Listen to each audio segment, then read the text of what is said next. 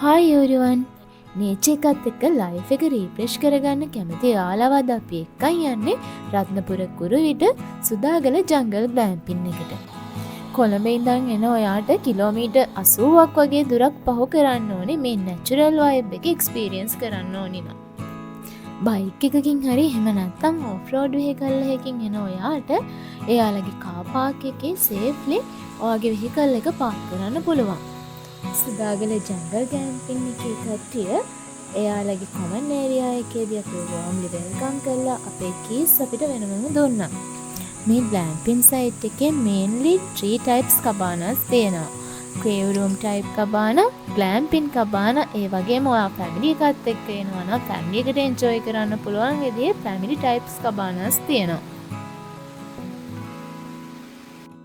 නිදහසේ ඉන්න කැමති ඔයාට පහලින් ගලාගෙන යන දොළ පාරත් එක්ක පරිසරයේ ලස්සන මෙතන ඉඳන් හොඳට අත්විඳින්න පුළුවන්.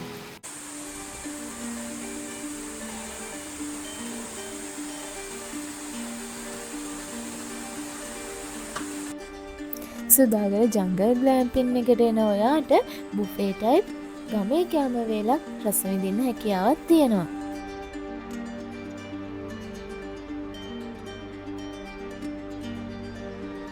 ඉතින් අපි දෙන්න අද නවතින තියන්නේ කෙනෙක් කේව් රූම් එකේ.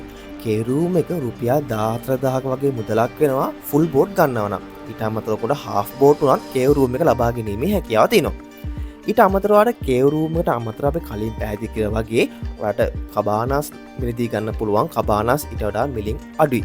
මේ කබානාස් ගත්තොත් කබානාස් රුපියල් 11000 12000 වගේ අතර මුදලකට ඔකට ෆුල් බෝට් මිලදී ගන්න පුළුවන්. කේව් රූම් එක රුපියල් 14000ක වගේ මුදලක් වෙනවා. මොකද ප්‍රධාන හේතුව කේව් රූම් එකට ඇටච් බාත්රූම් තියෙනවා. හැබැයි කබානාස් වලට වඩා ඇටච් බාත්රූම් නැහැ. කබානාස් වල ඉඳන් මීටර් කිහිපයක් එහායින් ඔයාලට සෙපරේට් වොෂ්රූම්ස් ඔයාලට බලා ගැනීමේ හැකියාව තියෙනවා.